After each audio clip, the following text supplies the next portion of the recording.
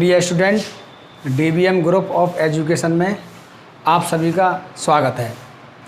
Corona महामारी के इस संकट में आप लोगों की पढ़ाई में बहुत व्यवधान हुआ है। इस व्यवधान को देखते हुए DBM group of education and सभी टीचर्सों ने मिलकर आपके लिए ऑनलाइन क्लास स्टार्ट की है। आज से मैं मदन कुशवाहा, आज से मैं आपकी online class 10th class science RBSC lesson 5 start कर रहा हूँ, जिसका नाम है केमिकल्स इन डेली लाइफ, मतलब दैनिक जीवन में रसायन। दैनिक जीवन में रसायनों का क्या उपयोग है।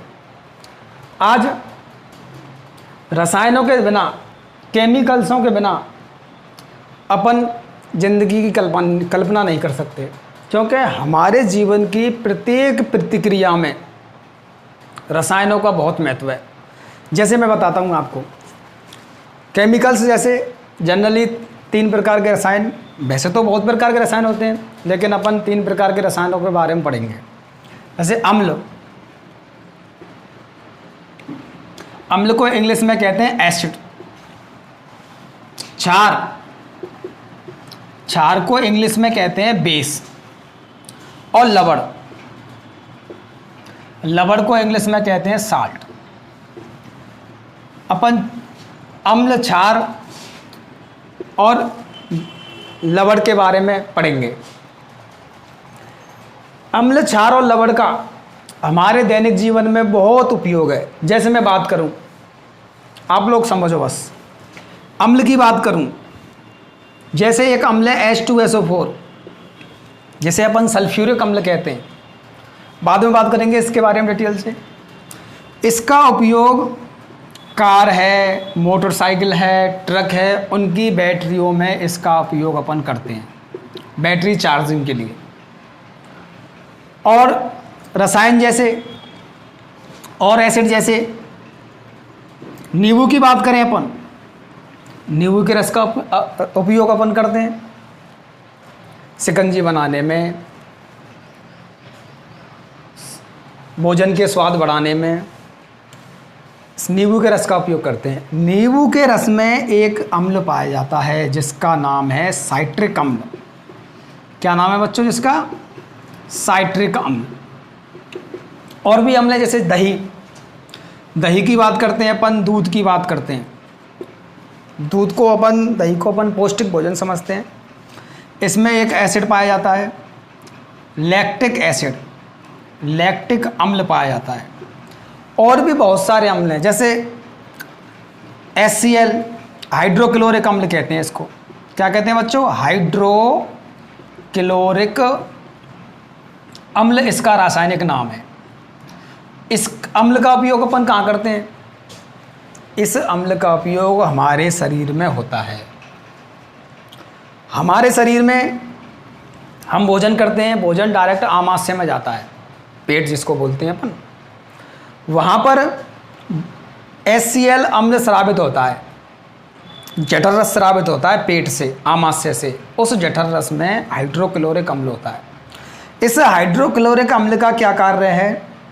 हम जो भोजन करते हैं उसमें जो भी कीटाणु गए हैं उसको मारने का कार्य, उन कीटाणुओं को नष्ट करने का कार्य हाइड्रोक्लोरिक अम्ल करता है। कहने का मतलब है, और भी अम्ल हैं, बहुत सारे अम्ल हैं, जैसे KNO3, तेजाब कहते हैं इसको अपन। क्या कहते हैं बच्चों? तेजाब कहते हैं। सोरिक अम्ल कहते हैं इसको, पोटेशियम नाइट्रेट कहते हैं इसको। इसे का उपयोग टॉयलेट वगैरह हैं उनको साफ करने में अपन करते हैं इसका उपयोग। तो मतलब मेरा कहने का मतलब है, बहुत सारे अम्ल हैं जो हमारे दैनिक जीवन में उपयोग आते हैं। क्षारों की बात करते हैं अपन।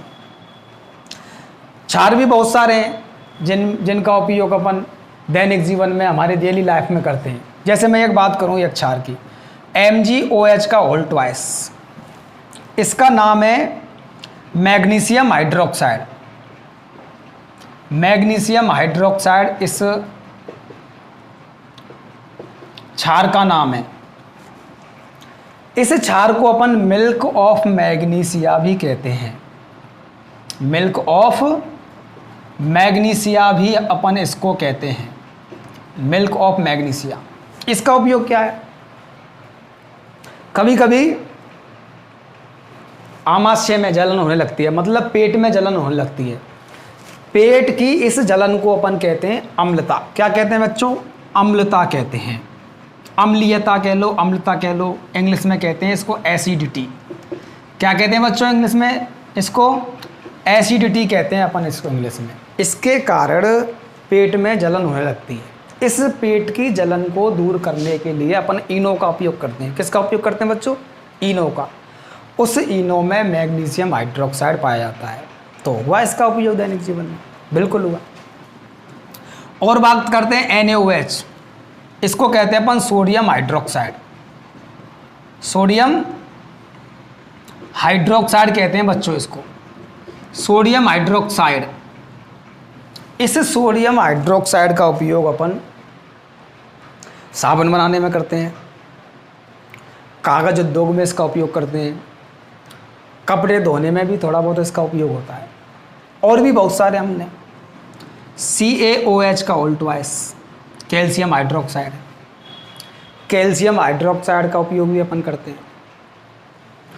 इसका उपयोग अपन करते हैं मिट्टी की अम्लता को दूर करने में।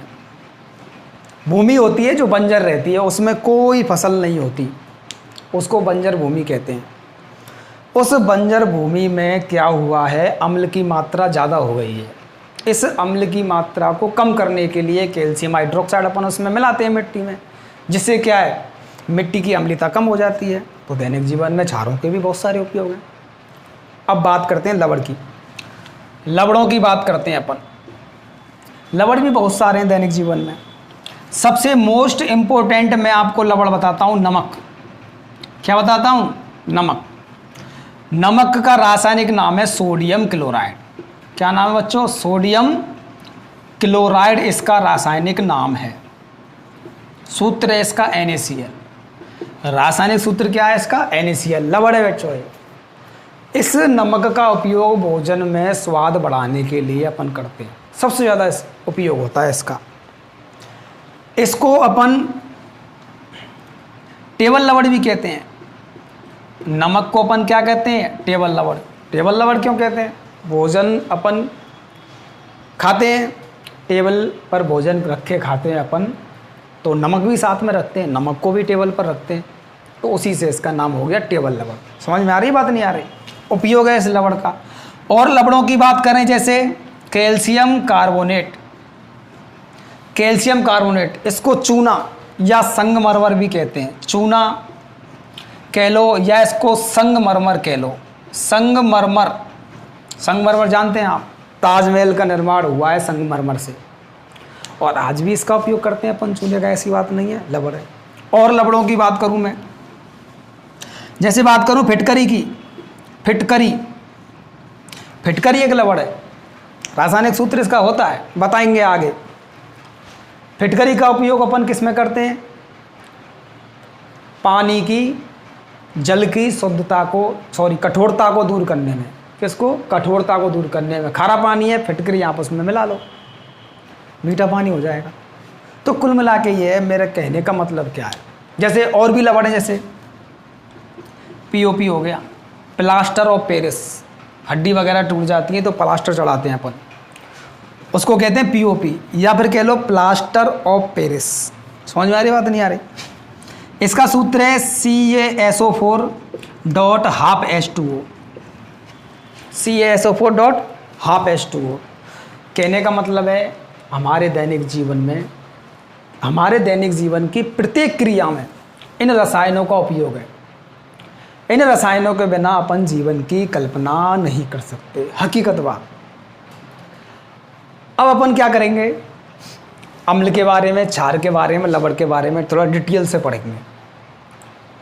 तो आप ऐसा कीजिए, हेडिंग डालिए अम्ल, और मैं इसको रफ करता हूँ, चालू करते हैं। अम्ल। अम्ल कहते किसको हैं? सबसे पहली बात तो ये कि अम्ल कहते किसको हैं। अम्ल की परिभाषा क्या है?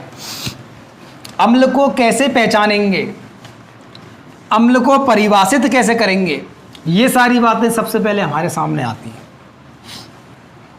तो अम्ल को पहचान करने के लिए, अम्ल को परिभाषित करने के लिए, अम्ल की पहचान के लिए सबसे पहले शुरुआत में एक तरीका अपनाया गया, चखकर, अम्ल को चखकर पहचाने, अम्ल को चखकर पहचाने।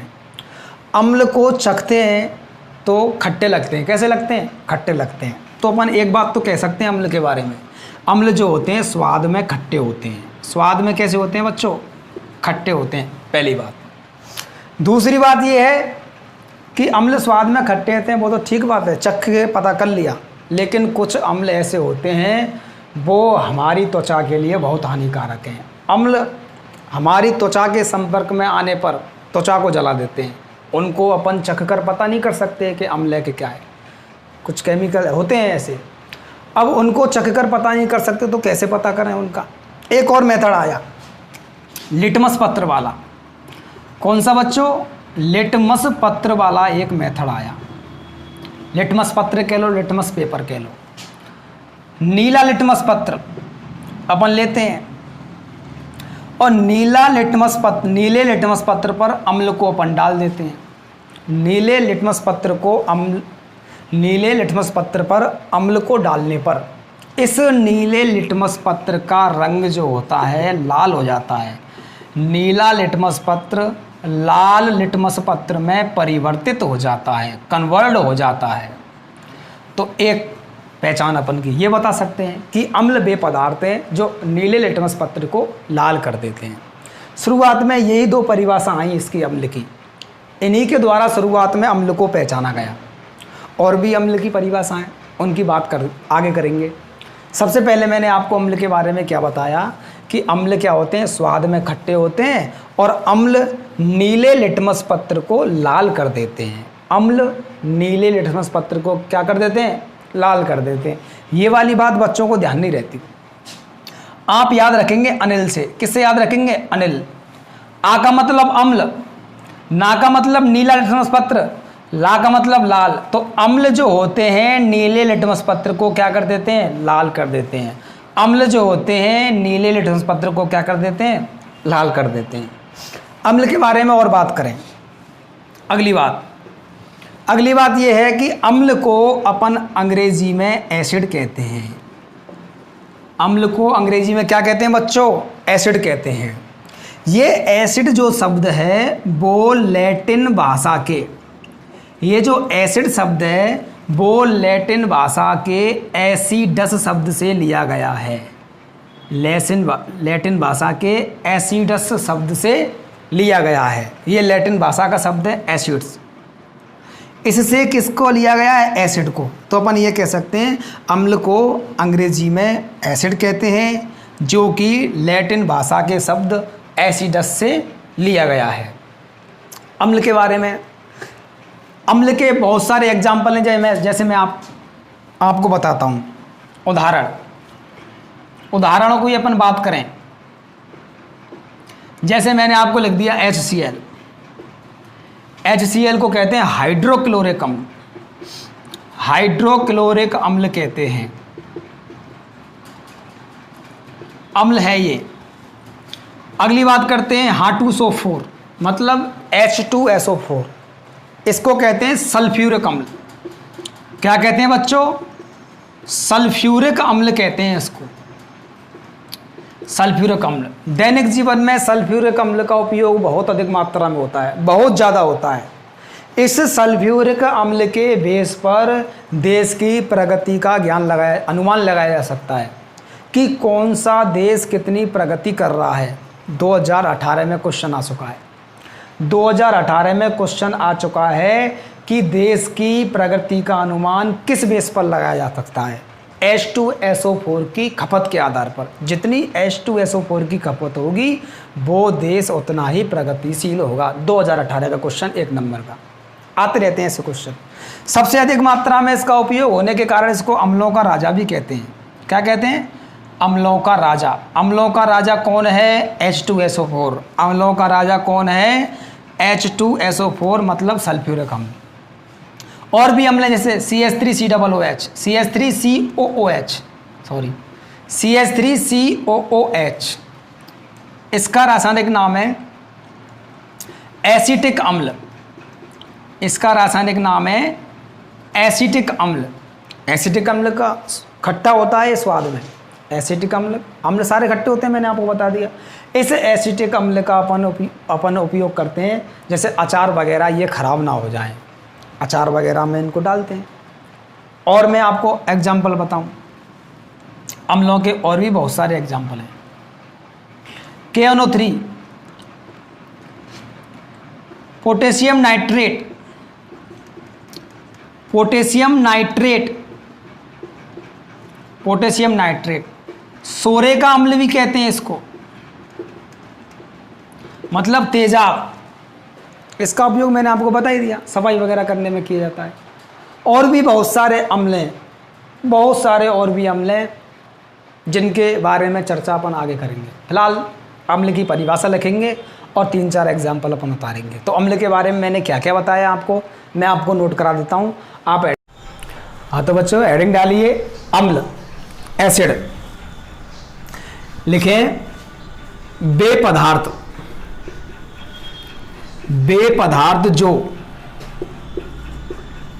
स्वाद में खट्टे होते हैं, बेपदार्थ जो स्वाद में खट्टे होते हैं तथा नीले लिटमस पत्र को, तथा नीले लिटमस पत्र को लाल कर देते हैं, अम्ल कहलाते हैं, अम्ल कहलाते हैं। बेपदार्थ जो स्वाद में खट्टे होते हैं तथा नीले लिटमस पत्र को लाल कर देते हैं, अम्ल कहलाते हैं। अगली लाइन से डैश लगा के लिखिए। अम्ल को अंग्रेजी में एसिड कहते हैं, अम्ल को अंग्रेजी में एसिड कहते हैं, जो कि लैटिन भाषा के, जो कि लैटिन भाषा के एसिडस,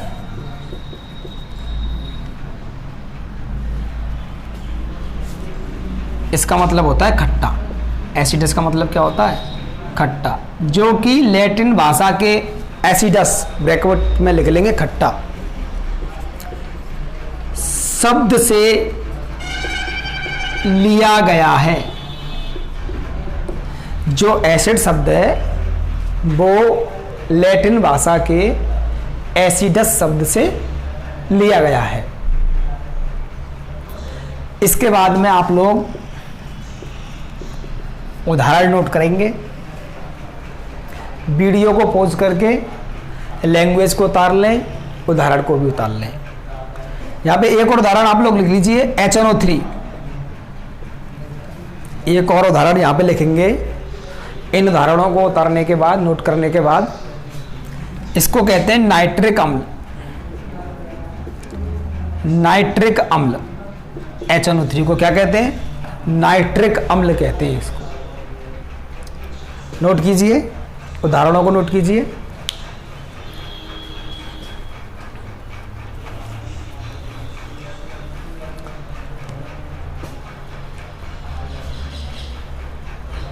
ज़्यादा परेशानी वाली बात नहीं है बच्चों। जैसे मैं कहता जाऊं आप उस हिसाब से याद करते जाओ, कोई परेशानी आपको नहीं आएगी। फिर भी आपको कोई परेशानी आए तो आप कमेंट बॉक्स में कमेंट करें, ताकि मैं आपकी परेशानी को सॉल्व कर सकूं। ठीक है ना? नोट कर लिए एग्जाम्पल। अब अपन देखेंगे कुछ पदार्थ हैं, कुछ जीव जंतु हैं, उनमें से कुछ अम्लों को प्राप्त किया गया है। उनमें जंतुओं में से कुछ अम्लों को सेपरेट किया गया है, अलग किया गया है, प्राप्त किया गया है। उनके अपन नाम लिखेंगे, आप लोग हेडिंग डालेंगे, नेक्स्ट अगली हेडिंग डालेंगे आप लोग, कुछ पदार्थों में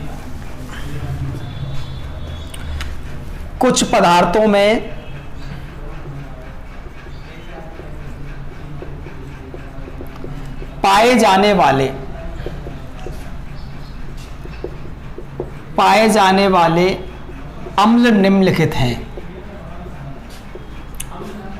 पाए जाने वाले अम्ल निम्नलिखित हैं। एक टेबल बनाएंगे बच्चों यहाँ पे, और टेबल बना के अम्लों के नाम लिखेंगे और कहाँ कहाँ से उन अम्लों को प्राप्त किया गया है उन स्रोतों के नाम भी अपन लिखेंगे। टेबल बना लें, क्रम संख्या डाल लें आप लोग, यहां पे लिख लें अम्ल का नाम, अम्ल का नाम, नेम ऑफ एसिड। इसके बाद लिखेंगे यहां पे स्रोत, मतलब सोर्स, मतलब अम्ल को कहां से प्राप्त किया गया, वो चीजें आप यहां पे लिख लें। नंबर एक एग्जाम्पल की अपन बात करते हैं, जैसे फार्मिक अम्ल की अपन बात करते हैं। फार्मिक अम्ल, इस अम्ल को मेलेनोइक अम्ल भी अपन कहते हैं, मेलेनोइक अम्ल भी इसको कहते हैं। अब इस फार्मिक अम्ल को कहां से प्राप्त किया गया, कौन से स्रोत से प्राप्त किया गया? लाल चींटी। लाल चींटी का जो सिर होता है, लाल चींटी का जो डंक होता है, उसमें से इस अम्ल को प्राप्त किया गया। लाल चींटी को लैटिन संस्करण में, मतलब लैटिन भाषा में कहते हैं फार्मिका। क्या कहते हैं बच्चों? फार्मिका। तो अपन ये कह सकते हैं फार्मिका से प्राप्त या फिर लाल चींटी से प्राप्त। कौन सा अम्ल? फार्मिक अम्ल। फार्मिक अम्ल को मधुमक्खी के डंक, मधुमक्खी एवं बेटल, बेटल किसको कहते हैं? कीड़े मकोड़े आते हैं बरसातों में, छोटे छोटे कीड़े मकोड़े आते हैं, उनके डंक में भी फार्मिक अम्ल पाया जाता है। यहां पे लिख लें कीड़े में। इतनी बात समझ में आई? फार्मिक अम्ल, लाल चींटी मतलब फार्मिका, मधुमक्खी एवं बेटल कीड़े के डंक में लिख लें यहां पे, डंक में, क्योंकि वो डंक से हमको काटते हैं और काटने के बाद जलन होती है। जलन किसके कारण होती है? इस एसिड के कारण ही जलन होती है, इस फार्मिक अम्ल के कारण ही जलन होती है। समझ में आ रही बात? नहीं आ रही? अगला एग्जाम्पल अपन देखेंगे, एसिटिक अम्ल। एसिटिक अम्ल, एसिटिक अम्ल का सूत्र है, फॉर्मूला है CH3COOH। इसको सिरका से प्राप्त किया गया। सिरका, सिरका को कहते हैं एसिटम। क्या कहते हैं? एसिटम। लैटिन भाषा में सिरका को कहते हैं एसिटम। तो सिरका से प्राप्त या एसिटम से प्राप्त, उसके बेस पे नाम रख दिया एसिटिक अम्ल। ठीक है ना? किस में पाया जाता है? सिरका में। एसिटिक अम्ल आपको बता दें खट्टे होते हैं अम्ल। इस सिरका का उपयोग या एसिटिक अम्ल का उपयोग अचारों को, अचार मुरब्बे होते हैं, खाद्य पदार्थ होते हैं, अचार वगैरह, उनको सुरक्षित रखने के लिए किया जाता है। आगे बात करेंगे अपन टारटरिक अम्ल। टारटरिक अम्ल की बात करते हैं। टारटरिक अम्ल इमली से प्राप्त होता है। किससे प्राप्त होता है? इमली में पाया जाता है। किस में पाया जाता है? इमली में। इमली खट्टी होती है ना, तो इसी टारटरिक अम्ल के कारण खट्टी होती है। अगली बात करते हैं ऑक्जेलिक अम्ल। ऑक्जेलिक अम्ल की बात करेंगे अपन। ऑक्जेलिक अम्ल जो होता है वो टमाटर में पाया जाता है। किस में पाया जाता है? टमाटर में। टमाटर हल्का सा खट्टा खट्टा होता है, इसी ऑक्जेलिक अम्ल के कारण होता है। अगली बात करेंगे अपन मैलेइक अम्ल। मैलेइक अम्ल बच्चों, मैलेनोइक अम्ल और मैलेइक अम्ल में अंतर है।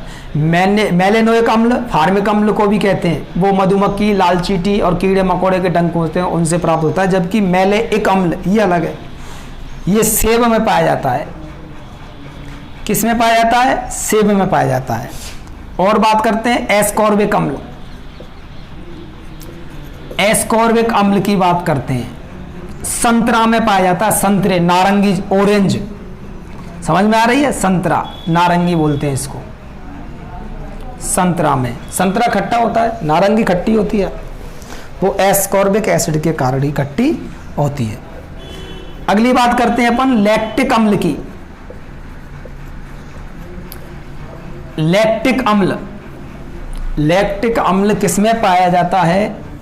दूध, दूध को अपन कहते हैं लैक्टस, लैक्टम। दही में भी पाया जाता है थोड़ी मात्रा में। तो लैक्टिक अम्ल किसमें पाया जाता है? दूध में और दही में भी पाया। दही खट्टा होता है हल्का सा, लैक्टिक अम्ल के कारण ही होता है। अगली बात करते हैं अपन, अगली बात करते हैं और भी बहुत सारे अम्ल हैं जिनको पृथक किया गया, प्राप्त किया गया। जैसे बात करते हैं एक हिप्यूरिक अम्ल है। हिप्यूरिक अम्ल, हिप्यूरिक अम्ल को घोड़े के मूत्र से प्राप्त किया गया। घोड़े को कहते हैं लैटिन में हिप्पस, हिप्पस के मूत्र से प्राप्त या फिर घोड़े के मूत्र से प्राप्त हो गया हिप्यूरिक अम्ल। समझ में आ रही है बात? नहीं आ रही? वो आगे कक्षाओं में पढ़ेंगे हिप्यूरिक अम्ल को, अभी आपको जरूरत नहीं है, ठीक है ना। एक और लिख लें, जैसे यहां पे हाइड्रोक्लोरिक अम्ल। हाइड्रोक्लोरिक अम्ल,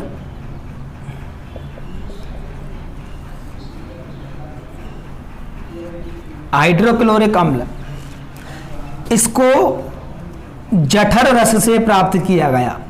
जठर रस में, अब जठर रस कहाँ पाया जाता है? मैंने आपको बताया जब वीडियो की शुरुआत की थी, जब वीडियो की थी तब मैंने आपको बताया था। हमारा जो आमाशय होता है, जिसे अपन पेट भी कहते हैं, पेट की दीवार में जठर ग्रंथियां होती हैं। 2 पार्ट में पढ़ेंगे अपन इनको। जठर ग्रंथियों में और ग्रंथि होती है ऑक्जेंटिक ग्रंथियां, उनसे हाइड्रोक्लोरिक अम्ल स्रावित होता है। जठर ग्रंथियां होती हैं, पूरा जठर रस स्रावित करती हैं। इस जठर रस में हाइड्रोक्लोरिक अम्ल होता है। समझ में आ रही बात? नहीं आ रही? तो इनको आप नोट कीजिए, ये याद करने हैं आपको। क्वेश्चन पूछ लेता है वो एग्जामिनर, जैसे पूछ लिया लाल चींटी में कौन सा अम्ल पाया जाता है, आपका आंसर होगा फार्मिक अम्ल। समझ में आ रही बात? नहीं आ रही? पूछ लिया संतरा में कौन सा अम्ल पाया जाता है, एस्कॉर्बिक अम्ल पाया जाता है। दूध या फिर दही में कौन सा अम्ल पाया जाता है, लैक्टिक अम्ल पाया जाता है। सारे एग्जाम्पलों को आप लोग टेबल बना के नोट कर लीजिए। वीडियो को रोक दें, थोड़ा सा पॉज कर दें और सारे एग्जाम्पलों को आप लोग नोट कर लें। ये एग्जाम्पल आपको याद करने हैं, ऐसा नहीं है कि एक बार में ही सारे एग्जाम्पल याद हो जाएंगे। 2-2 करके याद कर लें, 1-1 करके याद कर लें, रिवाइज करते रहें। 5-10 दिन पीछे इनका रिवाइज करते रहें, आपको सारे एग्जाम्पल याद हो जाएंगे। और भी मैं आपको बहुत एग्जाम्पल लिखा दूं, लेकिन ज़रूरत नहीं है उनकी, इतने ही बहुत हैं आपकी किताब में, इतने ही हैं। और भी मैंने आपको ज़्यादा लिखा दिए। इनमें से क्वेश्चन आएगा, इनसे बाहर क्वेश्चन नहीं जाएगा। समझ में आ रही है बात? नहीं आ रही? नोट कर लें इनको, वीडियो को रोक लें और वीडियो को रोक कर इनको नोट कर लें। अब अगली बात करते हैं अपन, क्षार की बात करते हैं। एसिड या अम्ल के बारे में हमने पढ़ लिया, जानकारी ले ली, कहते किसको हैं, एग्जाम्पल पढ़ लिए, उदाहरण पढ़ लिए हमने, और कौन कौन से स्रोतों से प्राप्त होते हैं वो हमने उदाहरण पढ़ लिए। अब बात करते हैं अपन क्षार, हेडिंग डाल लेंगे क्षार। इंग्लिश में कहते हैं इसको बेस। क्या कहते हैं इसको? बेस। जिस प्रकार अम्ल को हमने परिभाषित किया था, अम्ल को पहचाना था, उसी प्रकार क्षार को पहचानते हैं अपन, क्षारों को पहचानते हैं, वही चख कर पहचानते हैं। पहली बात तो चखने से प्राप्त हुआ कि क्षार जो होते हैं स्वाद में कड़वे होते हैं। कैसे होते हैं? कड़वे होते हैं। और सभी क्षारों को अपन चख कर नहीं पहचान सकते, क्योंकि कुछ क्षार होते हैं वो हानिकारक होते हैं। इसके लिए लिटमस पत्र की सहायता ली गई। लाल लिटमस पत्र, लाल लिटमस पत्र, लाल लिटमस पत्र पर यदि क्षार को डाल दिया जाए तो इस लाल लिटमस पत्र का रंग जो है, कलर जो है वो नीला हो जाएगा। कैसा हो जाएगा? नीला हो जाएगा।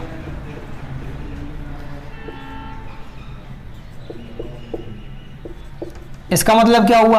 अपन एक बात कह सकते हैं, जो क्षार जो होते हैं वो लाल लिटमस पत्र को नीला कर देते हैं। समझ में आ रही बात? नहीं आ रही? अब आपके दिमाग में एक क्वेश्चन आ रहा होगा कि अगर नीले लिटमस पत्र पर, अगर नीले लिटमस पत्र पर क्षार को अपन डाल दें तो लिटमस पत्र के रंग में परिवर्तन होगा कि नहीं होगा? लिटमस पत्र के रंग में बिल्कुल परिवर्तन नहीं होगा। अगर क्षार को लाल लिटमस पत्र पे डालें तो नीला लिटमस पत्र प्राप्त हो जाएगा, परिवर्तन हो जाएगा, लाल से नीला हो जाएगा। और मैंने आपको बताया था अम्ल में मैंने आपको अनिल से बताया था, आ से अम्ल, ना से नीला, ला से लाल, मतलब अम्ल नीले लिटमस पत्र को लाल कर देते हैं। ये वाला क्वेश्चन पूछ लिया एग्जाम में, मान के चलो एग्जाम में ये क्वेश्चन पूछ लिया तो डायरेक्ट आपका आंसर होगा नीले लिटमस पत्र का रंग या कलर है परिवर्तित नहीं होगा। समझ में आ रही है बात? नहीं आ रही? उसके बाद में अपन बात करते हैं, क्षार जो होते हैं छूने पर चिकने लगते हैं, साबुन की तरह। जैसे कपड़े धोने वाला साबुन है, उसको आप हल्का सा गीला कर लो, उसको छू के देखो, ठीक है ना, वो चिकना लगेगा। तो ये बात अपन कह सकते हैं, क्षार जो होते हैं छूने पर चिकने लगते हैं। कैसे लगते हैं? चिकने, साबुन के समान चिकने होते हैं, साबुन के समान चिकने लगते हैं। समझ में आ रही बात? नहीं आ रही? तो क्षार के बारे में मैंने आपसे क्या बात की? स्वाद में कड़वे होते हैं, लाल लिटमस पत्र को नीला कर देते हैं। अगली बात, छूने पर साबुन के समान चिकने लगते हैं। समझ में आ रही बात? नहीं आ रही? उदाहरण की बात करें, क्षारों के उदाहरण की बात करें, जैसे NaOH, इसका रासायनिक नाम है सोडियम हाइड्रोक्साइड। Sodium hydroxide. और बात करें एग्जाम्पलों की, KOH, इसका रासायनिक नाम है पोटेशियम हाइड्रोक्साइड। Potassium hydroxide. और एग्जाम्पलों की बात करें, NH4OH, इसको बोलते हैं अमोनियम हाइड्रोक्साइड। अमोनियम हाइड्रोक्साइड इसे बोलते हैं। और एग्जाम्पलों की बात करें, मैंने आपको बताया था MgOH का होल ट्वाइस।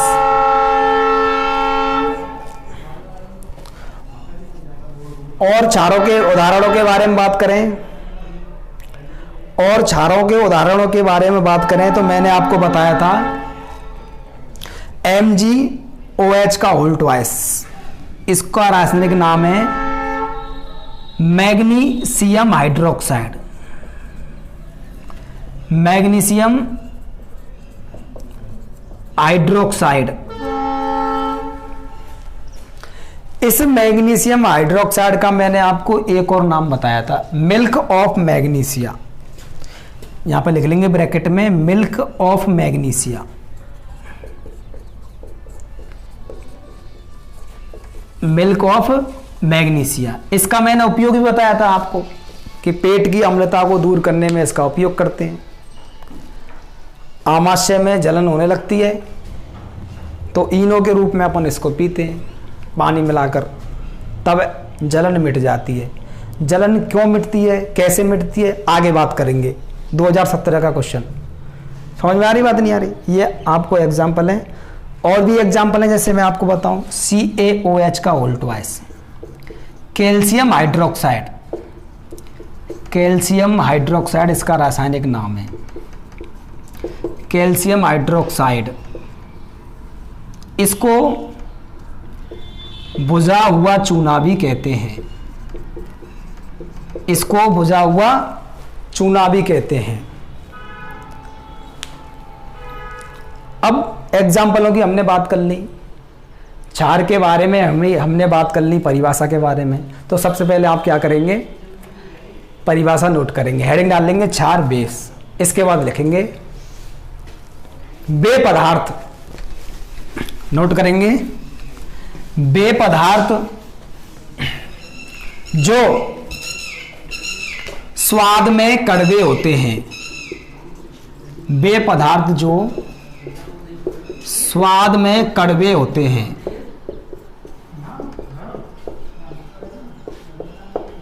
तथा लाल लिटमस पत्र को, तथा लाल लिटमस पत्र को नीला कर देते हैं, क्षार कहलाते हैं, क्षार कहलाते हैं। वे पदार्थ जो स्वाद में कड़वे होते हैं तथा लाल लिटमस पत्र को नीला कर देते हैं, क्षार कहलाते हैं। अगली लाइन से डैश लगा के आप लोग लिखेंगे कि क्षार छूने पर,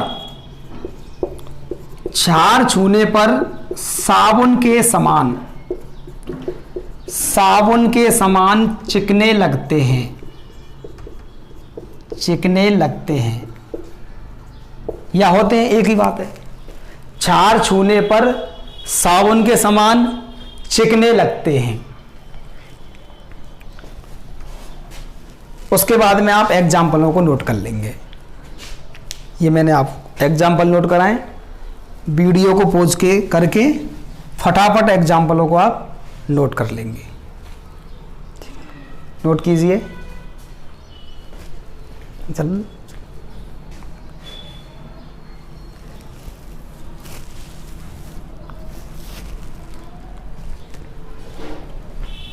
क्षार के बारे में आपने पढ़ लिया। अब पढ़ते हैं लवण के बारे में। लवण कैसे बनते हैं, लवण किसे कहते हैं, उपयोग इनका क्या है, ढेर सारी बातें करेंगे। लवण कितने प्रकार के होते हैं, सबसे पहले आप लोग हेडिंग डालिए लवण, लवण, साल्ट, साल्ट। आप लोगों ने अम्ल पढ़ लिए, आप लोगों ने क्षार भी पढ़ लिए। अब एक कंटेनर ले लें, बर्तन ले लें, उसमें हमने अम्ल को डाल दिया और हमने उसमें क्षार को भी डाल दिया। अम्ल और क्षार आपस में अभिक्रिया करेंगे तो जल का निर्माण होगा। किसका निर्माण होगा? जल का निर्माण होगा। और साथ साथ इसमें लवण का निर्माण भी होगा। किसका निर्माण होगा? लवण का निर्माण भी होगा। तो मतलब क्या हुआ? अम्ल और क्षार की परस्पर अभिक्रिया अपन कराएं तो जल का निर्माण होता है, और जल के साथ साथ लवणों का निर्माण भी होता है। तो अपन यहां से एक बात कह सकते हैं कि अम्ल और क्षार की परस्पर अभिक्रिया कराने पर, अम्ल और क्षार की परस्पर अभिक्रिया कराने पर जल के अतिरिक्त बनने वाले पदार्थ लवण कहलाते हैं। अम्ल और क्षार की परस्पर अभिक्रिया कराने पर जल बनता है, जल के अतिरिक्त क्या बनता है? लवण बनता है। समझ में आ रही है बात? नहीं आ रही है? जैसे अपन एक एग्जाम्पल के द्वारा इसको समझाते हैं। जैसे मैंने एक अम्ल ले लिया और एक मैंने क्षार ले लिया। अम्ल ले लिया, ये रहा, एक क्षार ले लिया, ये रहा। पढ़ा दिया इनके बारे में आपको। इसको बोलते हैं हाइड्रोक्लोरिक अम्ल और इसको बोलते हैं अपन सोडियम हाइड्रोक्साइड। क्षार है ये वाला, सोडियम हाइड्रोक्साइड। अब इनकी आपस में अभिक्रिया कराएं अपन, इनकी आपस में अपन अभिक्रिया कराएं, देखो होगा क्या। मैंने आपको बताया अम्ल और क्षार जब भी अभिक्रिया करेंगे तो जल का निर्माण होना ही होना है। जल का सूत्र क्या है? H2O, जल का निर्माण हो गया। अब जल के अतिरिक्त क्या बचा? वो लवण होगा। देखो जल में क्या है? दो तो हाइड्रोजन है, एक ऑक्सीजन है। एक हाइड्रोजन यहां से निकल गया, एक हाइड्रोजन यहां से निकल गया, एक ऑक्सीजन यहां से निकल गया, बचा क्या? Na बचा, Cl बचा, इनको साथ में लिख दो NaCl, तो लवण प्राप्त हो गया NaCl। क्या प्राप्त हो गया? लवण। इसको कहते हैं सोडियम क्लोराइड। क्या कहते हैं इसको? Sodium chloride. साधारण भाषा में इसको नमक भी कहते हैं, साधारण भाषा में इसको नमक भी कहते हैं। इसका एक और नाम है, फेमस नाम, टेबल लवण। इसको टेबल लवण भी कहते हैं, क्योंकि मैंने आपको बताया था जब भोजन खाने के लिए अपन बैठते हैं तो टेबल पे नमक भी साथ होता है। तो टेबल पर कौन सा लवण यूज करते हैं? टेबल लवण। क्या है वो? NaCl। क्वेश्चन आ जाता है कभी कभी, टेबल लवण का रासायनिक सूत्र क्या होगा? NaCl। टेबल लवण का रासायनिक नाम क्या होगा? Sodium chloride. समझ में आ रही बात, नहीं आ रही? एक और एग्जांपल अपन देखते हैं। यहां पे एक अम्ल ले लिया मैंने H2SO4, एक क्षार ले लिया NH4OH, इसको कहते हैं सल्फ्यूरिक अम्ल, और इसको कहते हैं अमोनियम नाइट्रेट, अमोनियम हाइड्रोक्साइड कहते हैं इसको, अमोनियम हाइड्रोक्साइड इसको कहते हैं अपन। अम्ल आ गया, क्षार आ गया, रिएक्शन करानी है, मैंने आपको वो भी बताया, जस्ट अभी बताया। अम्ल और क्षार की जब भी अभिक्रिया होगी जल का अणु बाहर निकाल दो, निकाल दिया, ये निकाल दिया, बचा क्या? देखो ये हाइड्रोजन यहां से निकल गया, ये हाइड्रोजन यहां से निकल गए, H2O। अब यहां पे तो बहुत सारे हाइड्रोजन, 3 हाइड्रोजन है, वो बाद में अभिक्रिया संतुलित हो जाएगी। अभिक्रिया संतुलित करना पार्ट 6 में हम आपको बताएंगे डिटेल से। यहां ध्यान दें, इन हाइड्रोजन से हमको कोई मतलब नहीं है। N के साथ जितने भी हाइड्रोजन है इनसे हमको मतलब नहीं है, क्योंकि ये N से अटैच हैं।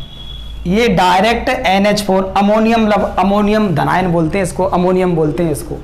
ये पूरा एक मूलक है, इसमें से हाइड्रोजन को हमको रिमूव नहीं करेंगे, सेपरेट हाइड्रोजन है ये वाले। तो समझ में आ रही बात, नहीं आ रही?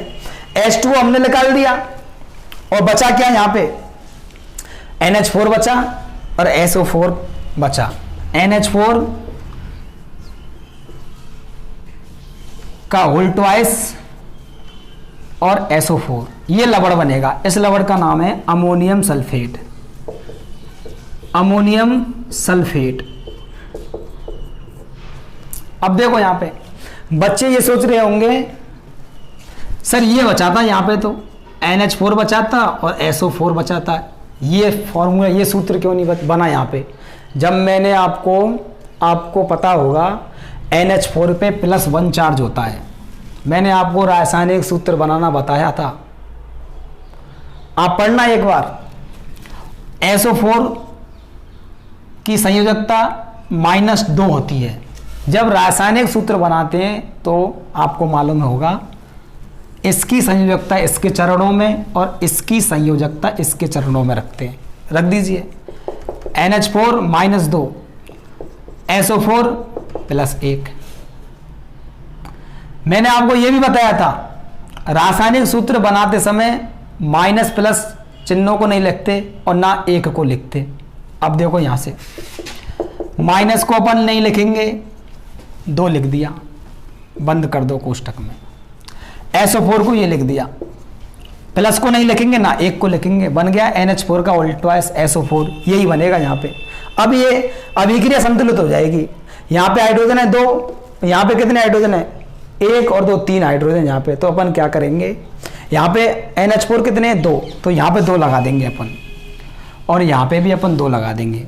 अभिक्रिया संतुलित करना पार्ट 6 में मैं आपको बताऊंगा, घबराने की जरूरत नहीं है। यहाँ 2 क्यों लगा दिया, वहाँ 2 क्यों लगा दिया, यहाँ 2 क्यों नहीं लगाया, कोई परेशानी वाली बात नहीं है, टेंशन लेने की कोई बात नहीं है। देखो यहाँ 2 हाइड्रोजन ये रहे और 2 हाइड्रोजन ये रहे, 2 का गुणा हो रहा है H से, मतलब 2 हाइड्रोजन, 2 का गुणा हो रहा है O से, मतलब 2 ऑक्सीजन। 2 का गुणा हो रहा है NH4 से, मतलब 2 NH4। देखो यहाँ भी 2 NH4, यहाँ पे 2 ऑक्सीजन, यहाँ का 2 का गुणा OS से O से हो रहा है, यहाँ भी 2 ऑक्सीजन। तो कोई परेशानी वाली बात नहीं है, ठीक है ना। तो इन एग्जाम्पलों के जरिए हमने लवण बनाना सीखा। और भी बहुत सारे एग्जाम्पल हैं, ठीक है ना, उनके बारे में आगे पार्ट में चर्चा करेंगे। फिलहाल 2 एग्जाम्पल ठीक है। तो मैंने आपको क्या बताया, लवण को मैंने परिभाषित किया। अम्ल और क्षार की जब अभिक्रिया कराते हैं तो जल का निर्माण होता है, और जल के अतिरिक्त जो पदार्थ बनते हैं वो लवण कहलाते हैं। आपको उदाहरणों के द्वारा मैंने लवण भी बना के दिखाए। समझ में आ रही बात, नहीं आ रही? तो अब आप ऐसा करेंगे, सबसे पहले हेडिंग डालिए और लवण की परिभाषा लिखिए। लिखो बेपदार्थ, सॉरी ऐसे नहीं, लिखो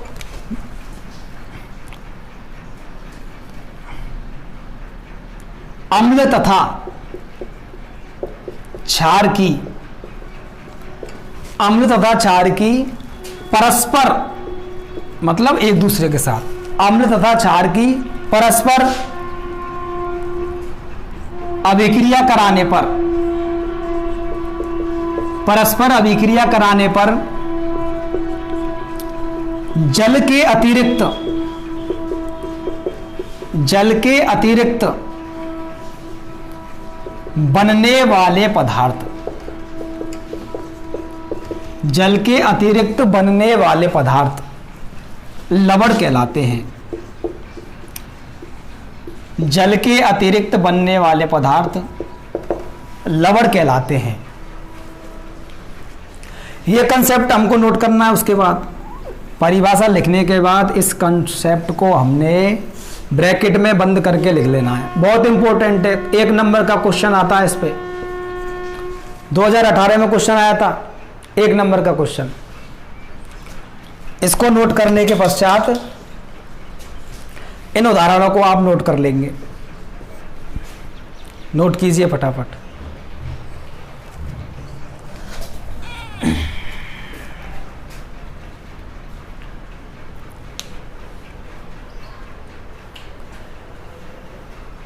इसको नोट करने के बाद अपन लवण के कुछ उदाहरण पढ़ेंगे। हम लवणों के कुछ उदाहरण पढ़ेंगे। हेडिंग डाल लीजिए, लवणों के उदाहरण। हेडिंग डाल लेंगे, लवणों के उदाहरण।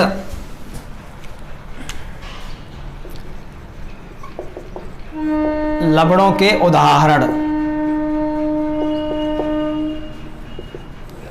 जैसे मैं बात करता हूं, सबसे पहले NaCl, सोडियम क्लोराइड, इसका रासायनिक नाम है सोडियम क्लोराइड। साधारण भाषा में इसको नमक भी कहते हैं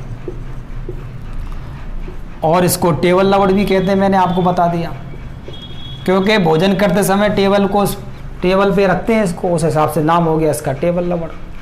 और भी एग्जाम्पल है जैसे CaCO3, कैल्शियम कार्बोनेट, इसको चूना भी अपन कहते हैं, संगमरमर भी अपन इसको कहते हैं। ताजमहल का निर्माण जो हुआ है इस चूना से ही हुआ है, सफेद होता है, लवण है ये वाला। और भी एग्जाम्पल है, जैसे मैं बात करूं फिट K2SO4 .Al2 SO4 का होल थ्राइस .24H2O, इसको कहते हैं फिटकरी। फिटकरी का रासायनिक सूत्र है ये वाला। फिटकरी को पोटास एलम भी कहते हैं। हमारे टाइम पे 1 नंबर का क्वेश्चन आया था, फिटकरी का रासायनिक सूत्र लिखिए। तो ऐसा नहीं है तुमको नहीं आ सकता, तुमको भी आ सकता है, इसलिए याद करना है। 2-3 बार में याद हो जाएगा, घबराने की जरूरत नहीं है। और एग्जाम्पल देखते हैं अपन। CaSO4.2H2O, इसको कहते हैं जिप्सम लवण। और एग्जाम्पल देखिए CuSO4.5H2O, इसको बोलते हैं नीला थोथा। तोता नहीं बेटा, थोथा। और देखते हैं CaSO4 डॉट 1/2 H2O, हाफ कह लो 1/2 कह लो। इसका रासायनिक नाम है कैल्शियम सल्फेट। कैल्शियम सल्फेट, अर्ध मतलब आधा, हाइड्रेट, हाइड्रेट अर्ध की जगह सेमी भी लिख सकते हैं अपन। सेमी का मतलब आधा ही होता है केमिस्ट्री में, वो वाला सेमी नहीं है ये मैथ वाला 5 सेंटीमीटर की सीमा रेखा खींची वगैरह वगैरह। इसको साधारण भाषा में पीओपी भी अपन कहते हैं। पीओपी का मतलब है plaster of Paris. Plaster of Paris, घरों में पुट्टी करते हैं ना और हड्डियां वगैरह टूट जाती हैं जब प्लास्टर चढ़ाते हैं, वो यही होता है। और एग्जाम्पल Na2CO3 डॉट 10 H2O, इसको बोलते हैं सोडियम कार्बोनेट। डेकाहाइड्रेट, डेका का मतलब क्या होता है 10, डेका का मतलब 10 है ना ये वाले, डेकाहाइड्रेट। इन एग्जाम्पलों को नोट कीजिए।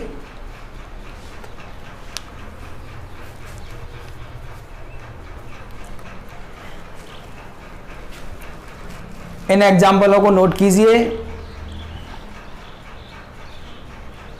इससे आगे अगली वीडियो में स्टार्ट करेंगे।